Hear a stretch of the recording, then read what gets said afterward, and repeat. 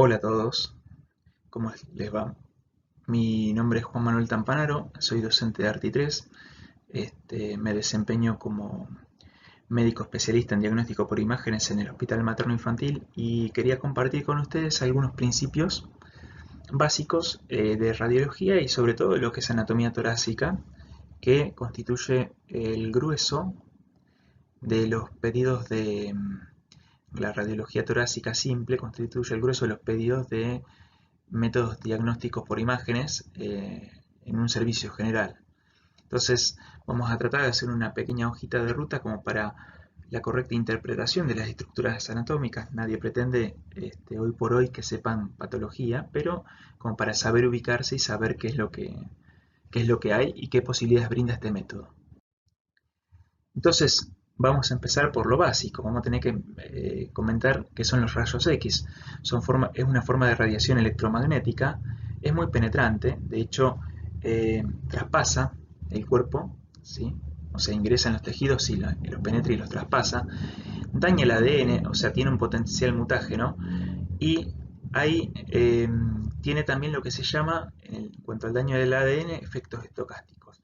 ¿Qué estamos hablando con esto? Son efectos probabilísticos. Vamos a ponerlo con un ejemplo. Vamos a suponer que nosotros decimos que a un paciente le tenemos que hacer una tomografía de abdomen, ¿sí? Sabemos que la tomografía usa rayos X, que cada vez que se hace una exploración se daña el ADN. Pero el efecto estocástico, ¿sí?, es acumulativo, o sea, la posibilidad de que haya daño con cada vez que nosotros repitamos un estudio o hagamos un estudio es acumulativo y hay una cierta posibilidad de que el daño se produzca. No hay certezas, es decir, no es que nosotros si hacemos una sola tomografía seguro, si hacemos tres más o menos, si hacemos cinco al paciente lo dañamos. No, esto es imposible saberlo, por eso estamos hablando de efectos probabilísticos. A esos efectos probabilísticos de daño mediante la radiación se les llama efectos estocásticos. Y no hay una dosis umbral, es decir, no hay una dosis por debajo de la cual no haya un efecto nocivo, ¿sí? Obviamente, cuanto mayor sea la dosis de rayos, cuanto mayor sea la cantidad de radiación, mayor es la posibilidad de daño, ¿sí?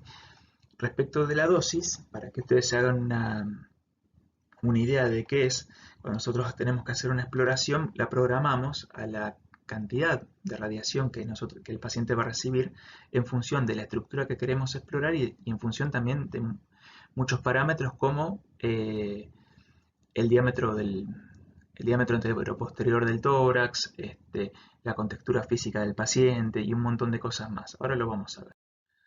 Entonces, habíamos dicho que los rayos X están ya en el extremo donde la longitud de onda estamos en el orden de a menos 10 metros, ¿sí? Son radiaciones, cuanto menor es la longitud de onda, más penetrantes son, ¿sí? Y están producidas a nivel de la corteza electrónica, ¿sí? Los rayos X no son de origen nuclear como los rayos gamma, ¿sí? Pero son igualmente nocivos, habíamos dicho que igualmente dañan el ADN y son muy penetrantes. Bueno, entonces ahora vamos a decir qué es una imagen. Una imagen es una representación de un objeto, en nuestro caso es un cuerpo de estudio, ¿sí? Nosotros vamos a emitir, ¿sí?, con un tubo de rayos X, una máquina que genera rayos X, una radiación que se va a dispersar a partir de un foco, de un punto común, ¿sí?, en abanico, va a impactar sobre el cuerpo, lo va a traspasar, habíamos dicho que es una radiación muy penetrante, y va a proyectar, ¿sí?, la imagen de ese cuerpo tridimensional en un objeto en dos dimensiones. A ese objeto sobre el cual se proyecta la imagen del cuerpo de estudio se le llama receptor de imagen. Puede ser un receptor directo que nos va a brindar la imagen directamente sobre una pantalla, o pueden ser receptores indirectos como las placas o películas radiográficas o las placas películas digitales, ¿sí? Fíjense que también en la formación de la imagen intervienen algunos otros elementos ajenos a lo que es la radiación, como eh, como se dispersa en abanico, también va a depender de la distancia del emisor, del tubo de rayos X al cuerpo de estudio, y también va a depender de la distancia del cuerpo al receptor de imagen. Fíjense, para ejemplificar, que un mismo emisor, un mismo cuerpo de estudio, una imagen distinta arriba o abajo dependiendo de la distancia a la cual se haga el disparo. Entonces, vamos a repasar un poquito cómo obtenemos las imágenes. Tenemos un emisor, que es el tubo de rayos X, ¿sí? Vamos a tener un cuerpo objeto de estudio, en este caso el paciente. Vamos a tener un área que nosotros vamos a querer explorar, sobre la cual vamos a concentrar la radiación. Vamos a tener un receptor de imagen, en este caso es un chasis radiográfico, ¿sí? Acuérdense que también hay métodos directos en los cuales directamente nosotros hacemos el disparo y no hay que hacer ningún revelado, ninguna cosa más, se recibe la imagen directamente en la pantalla. Estos métodos hoy por hoy son muy escasos, lo que más se usa es el chasis y radiología digital, ¿sí? El chasis va inserto en portachasis, tanto de pared o murales como de camilla. Se hace el disparo, se explora el área del interés y vamos a obtener la imagen plasmada sobre el receptor, ¿sí? ¿Qué vamos a obtener? Bueno, vamos a obtener una imagen, ¿sí? Acuérdense que la imagen es la representación del objeto de estudio en una escala de grises, ¿sí? Si bien la escala de grises tiene una variación casi infinita de tonos, pero a ojo desnudo el ojo humano va a poder distinguir 4 densidades básicas en radiología simple, ¿sí? Vamos a distinguir la densidad aérea o de aire, grasa, la densidad hídrica o de tejidos blandos, la densidad ósea y la densidad metálica. Hay algunos libros que describen solamente 4 densidades, como la densidad aire, grasa, hídrica y ósea, y hay otros que describen 5, siendo la metálica más densa incluso que la ósea, ¿sí? Vamos a analizar un poquito. El aire se ve negro, ¿sí? Se ve radiolúcido, para hablar con un poquito más de propiedad. ¿Por qué?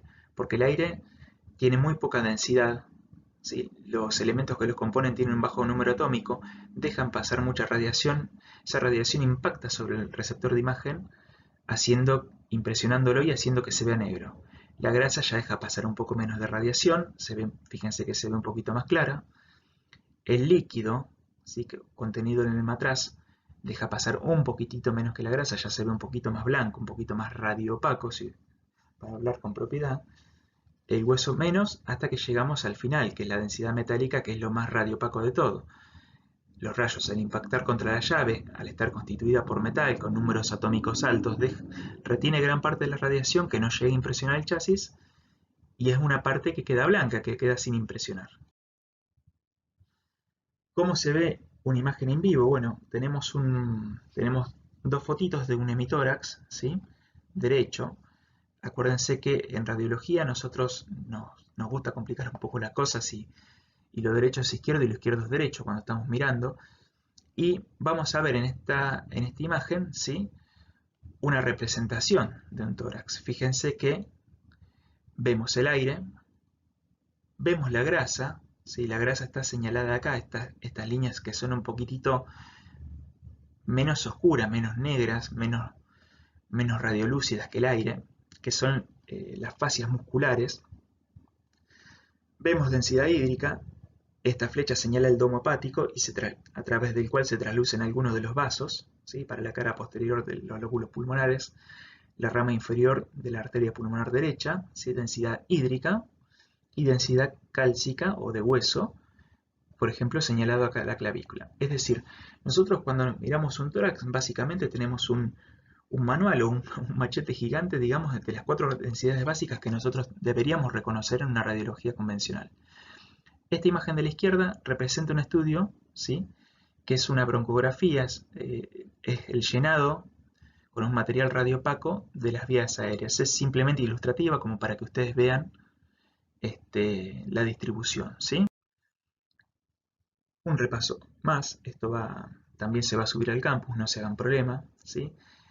Rayos X que ingresan, la misma cantidad, el metal deja pasar menos, va a quedar blanca la imagen, el hueso va a dejar pasar un poquitito más, va a quedar blanca pero no tanto, el agua, los tejidos blandos, un poquito más gris, más gris oscuro, negro, ¿sí? Fíjense cómo se dice, radiopaco, cuanto más blanco, radiolúcido, cuanto más negro, ¿sí? Bien, entonces, ahora bien, nosotros ya conocemos las 4 densidades, entonces vamos a tener que centrarnos en cuáles son los parámetros de calidad de una radiografía. primero la correcta selección del método, es decir, nosotros vamos a tener que esperar obtener datos del método, por lo cual va a tener que estar plenamente justificado. Acuérdense que acá estamos hablando de métodos auxiliares, diagnósticos o complementarios, es decir, esto no sustituye a una buena anamnesis ni un buen examen físico. La resolución espacial y tisular, es decir, habíamos visto la resolución tisular, que nosotros podemos distinguir tejidos en base a una escala de grises solamente de 4 densidades, ¿sí? O sea que la resolución tisular realmente de la radiología convencional es escasa. La resolución espacial vendría a ser la facultad de poder distinguir dos puntos separados, ¿sí?, en un espacio, y que nosotros lo enfoquemos y lo sigamos viendo como dos puntos separados. Es decir, cuanto nosotros podamos ver dos puntos que estén muy próximos entre sí, pero todavía los podemos ver como puntos separados, mayor resolución espacial. ¿Qué es lo mínimo que podemos ver? Y estamos hablando más o menos de unos 4 o 5 milímetros de resolución espacial en la radiología convencional, ¿sí? Es decir, a partir de ahí para abajo es como que ya la radiología tiene limitaciones en poder reconocer dos estructuras que están muy próximas entre sí como estructuras distintas.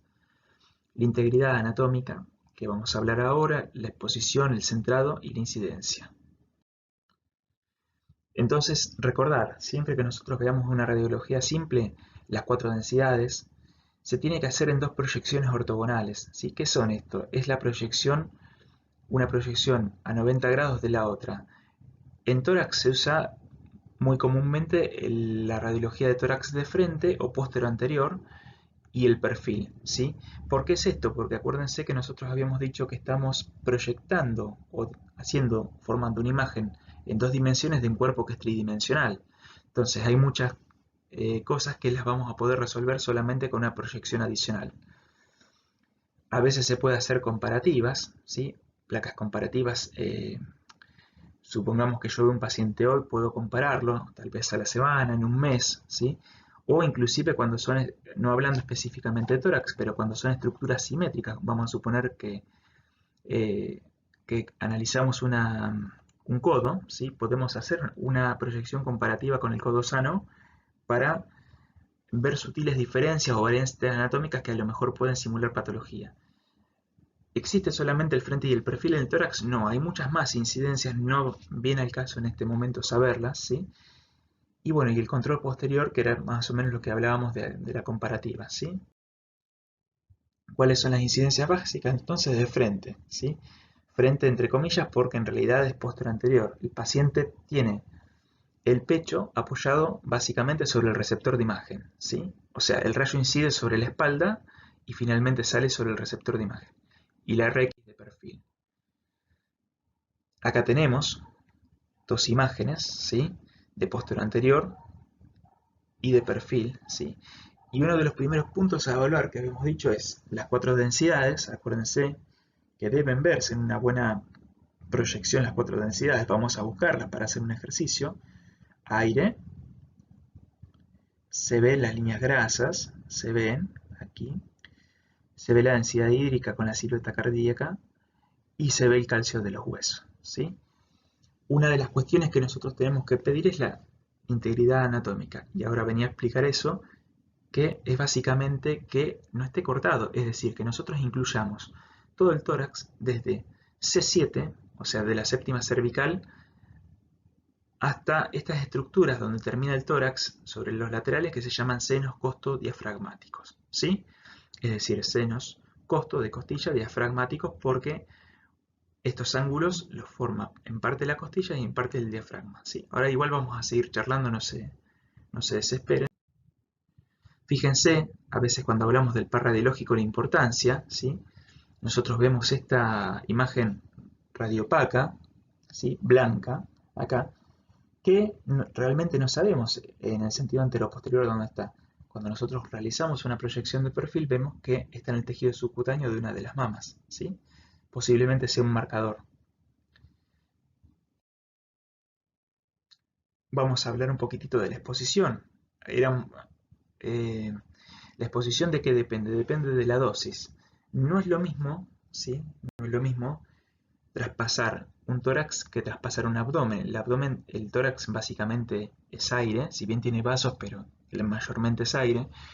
Y el abdomen tiene vísceras macizas dentro, ¿sí? O sea, la densidad predominante en el tórax es aérea, la densidad predominante en el abdomen es hídrica. Entonces nosotros vamos a precisar más potencia, más rayo, para traspasar estructuras más densas o estructuras que tienen un espesor mayor, ¿sí? De eso habla la dosis. Pero en tórax también, ¿sí? Nosotros precisamos una dosis correcta. Fíjense, por ejemplo, esta es una placa normal, la de la izquierda, ¿sí? Como sabemos que está bien la dosis, cuando nosotros podemos distinguir las 4 densidades, tenemos que distinguir la columna vertebral a través de la silueta cardíaca, ¿sí? Tenemos que distinguir el luminograma traqueal, ¿sí? Que es esta silueta negra que se ve y que llega acá, ¿sí? Que aproximadamente hasta la carina, que es la bifurcación traqueal. Fíjense que acá nosotros, si bien lo vemos, pero esta placa está un poquito más blanca en su totalidad. Fíjense que el aire no se ve oscuro, sino que se ve gris, ¿sí?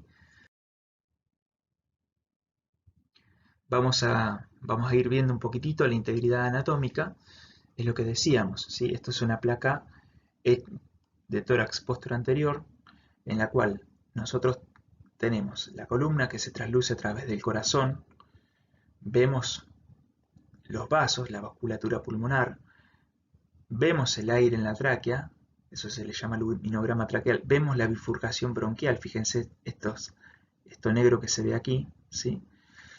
Las escápulas quedan fuera de los campos pulmonares, queda incluido, ¿sí? Desde C7 hasta aquí, los senos costofrénicos, derecho e izquierdo, ¿sí? Bien, las incidencias, no importa, esto es más que nada a modo ilustrativo. La exposición, ¿sí? Ver las 4 densidades, ver la columna y ver los vasos, ¿sí? A través de la silueta cardíaca, hasta un poquitito lo habíamos charlado, ¿sí? Fíjense en esta que lindo se ve el luminograma traqueal, ¿sí? Fíjense que se ve la tráquea, bronquio fuente derecho. Acuérdense que el bronquio fuente derecho está más alineado con el eje de la tráquea, es más ancho y más corto. Por lo tanto, la mayoría de los cuerpos extraños vienen a parar al mismo, ¿sí? Fíjense el bronquio fuente izquierdo con su bifurcación. Fíjense qué pasa cuando una placa está sobreexpuesta, ¿sí? Se ve todo negro, no se ve absolutamente la vasculatura pulmonar. Fíjense cuando está infraexpuesta, con menos rayos de lo normal. Fíjense que el aire en vez de negro se ve gris y no se trasluce la columna, ¿sí?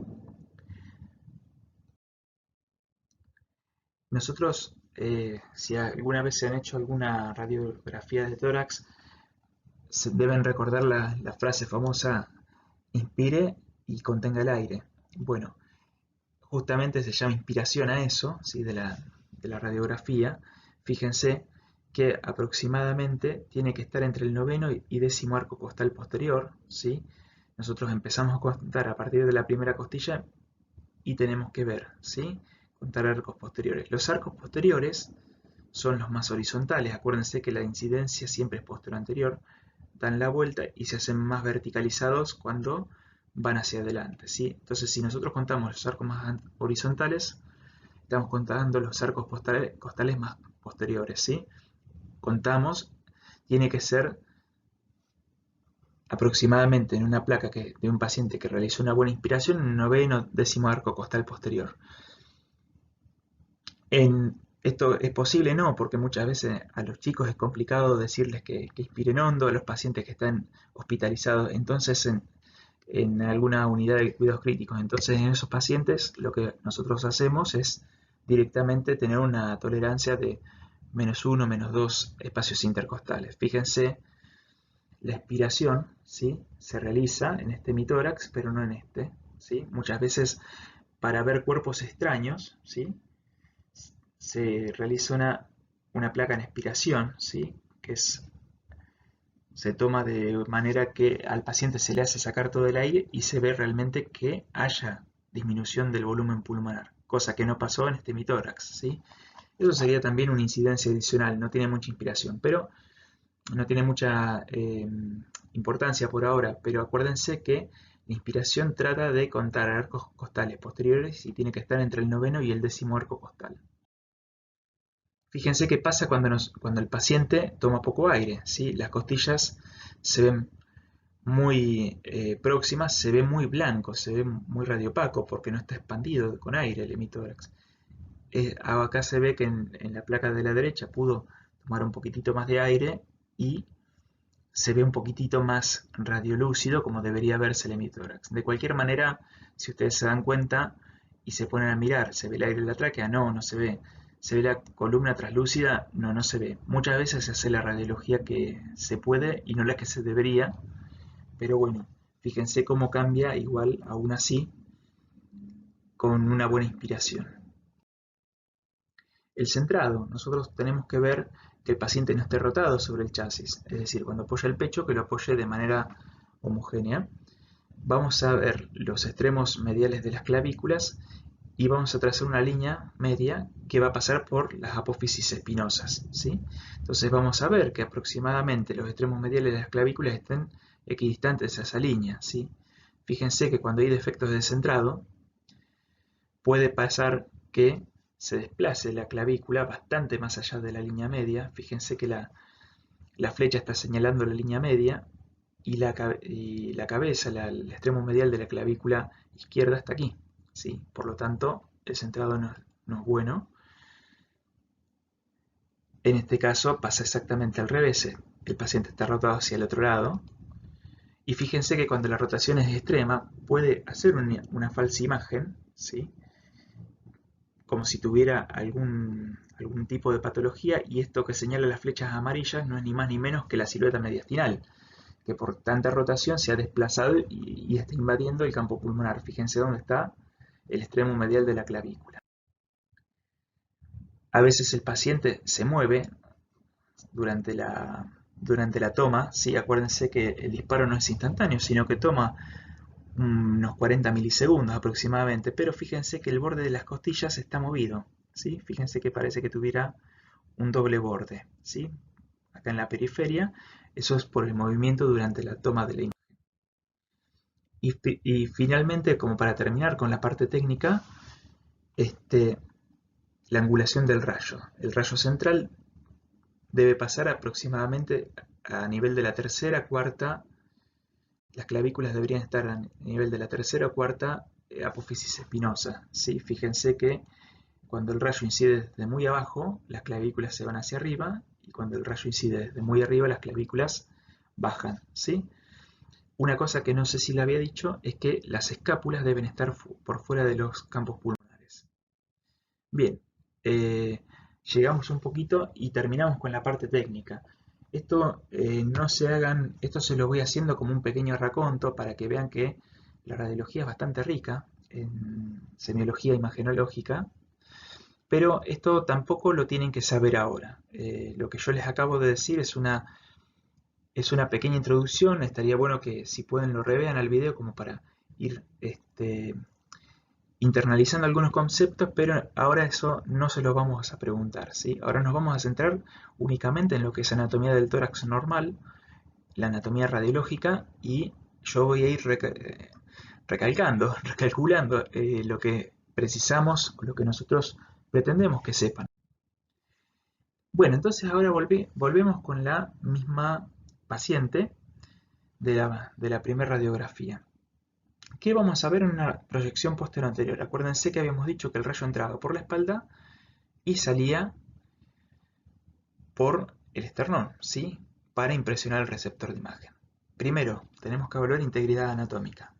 ¿Estamos desde C7 e incluimos ambos senos costofrénicos? Sí, los incluimos. Fíjense, aparte, después vemos el centrado de la placa, aproximadamente el extremo medial de las clavículas está equidistante al centro, las apófisis espinosas. Las escápulas están fuera de los campos pulmonares. Vemos el luminograma traqueal, vemos la bifurcación de los bronquios fuentes, vemos la columna translúcida a través del corazón, de la silueta cardíaca. Vemos vasos pulmonares que se traslucen también a través de la silueta cardíaca, ¿sí? Y eso nos da la idea de que es una placa que está con una buena técnica. Y vemos las 4 densidades, ¿se acuerdan que habíamos dicho? Vemos la densidad de grasa de la piel o de los planos grasos subcutáneos o de las fascias, vemos el aire, vemos lo hídrico y vemos lo óseo, ¿sí? Fíjense que acá un poquito, llegamos medio justito con la integridad anatómica porque el seno costofrénico izquierdo quedó un poquitito cortado. Entonces, habíamos dicho que podemos ver 4 densidades nada más en lo que es tórax normal, ¿sí? En radiología convencional en el tórax normal. Entonces, ¿qué es lo que vamos a ver? Bueno, el corazón sabemos que tiene densidad hídrica y los grandes vasos. Van a estar contrastados, porque todo el mediastino donde está contenido el corazón y los grandes vasos tiene densidad hídrica, van a estar contrastados contra los pulmones, que básicamente tienen densidad aire, ¿sí? Entonces, el mediastino, que lo constituyen corazón, grandes vasos y otras estructuras, va a generar una serie de una silueta y una serie de arcos que son los que tenemos que reconocer. Esta filmina la tenemos que recordar, la tenemos que saber, ¿sí? Y vamos a tener la vena cava inferior, ¿sí? En el arco inferior derecho, ¿sí? La aurícula derecha, la aorta ascendente y la vena cava superior, ¿sí? Lado derecho repetimos, vena cava inferior, aurícula derecha, aorta ascendente, vena cava superior. Lado izquierdo, ventrículo izquierdo, arteria pulmonar, callado de la aorta. Fíjense que el corazón con el diafragma, con esto que es la cúpula, va a formar también 2 senos que se llaman senos cardio, de corazón cardio, frénicos de diafragma. ¿Sí? Bien, vamos a seguir. También podemos ver esta estructura que es la rama derecha de la arteria pulmonar. Está marcada. Bien, la bifurcación traqueal o carina con C, ¿sí? El luminograma traqueal y los senos cardiofrénicos, habíamos dicho, y costofrénicos. ¿Qué vemos en el perfil? Bueno, vamos a ver, ¿sí? El luminograma traqueal, ¿sí? Vamos a ver el signo de exclamación, ¿sí? Este punto es ni más ni menos que el bronquiofonte izquierdo, ¿sí? El bronquiofonte derecho está un poquito más arriba, ¿sí? Acuérdense que es un poquito más superior. Vamos a ver la columna. Vamos a ver estas líneas que se ven aquí como entrecruzadas, como si fuera una X, son las escápulas que se superponen a la imagen. Y vamos a ver 2 espacios llenos de aire, que son el espacio claro retroesternal y retrocardíaco, ¿sí? ¿Qué vamos a ver entonces en cada una de ellas? Y estas son las cúpulas diafragmáticas, ¿sí? El diafragma derecho normalmente es más elevado que el izquierdo por la impronta que da el hígado.